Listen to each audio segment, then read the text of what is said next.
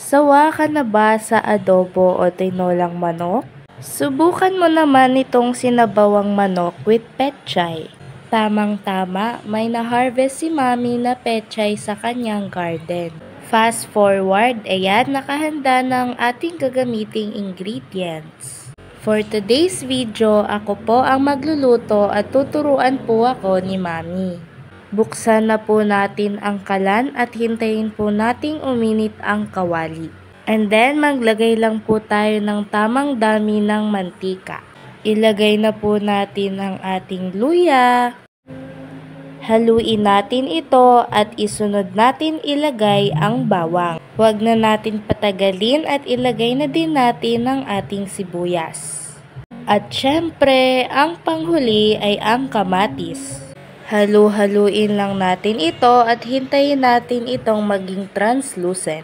Pag okay na, ilagay na din natin ang ating manok. Halu-haluin lang natin ang ating chicken hanggang ito ay maging light brown.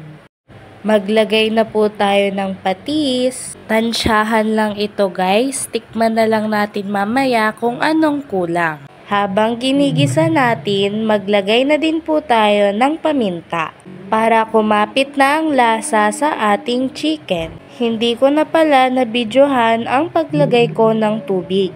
Kumukulo na pala siya guys, kaya unahin nating ilagay ang tangkay ng pechay. Ilagay na din po pala natin ang siling green. Pag malambot na ang tangkay ng pechay, isunod na natin ang dahon nito. Ilubog na natin ang dahon ng pechay para maluto. Tikiman time! Tikman na natin kung ano ang lasa ng ating niluluto. Medyo matabang pa siya guys, kaya mag-add tayo ng seasoning. Ito na siya guys, malapit na siyang maluto. Siguradong madami ang makakain natin dahil masarap humigop ng mainit-init na sabaw. Maraming salamat sa inyong suporta at panonood. Hanggang sa susunod na video. Bye-bye!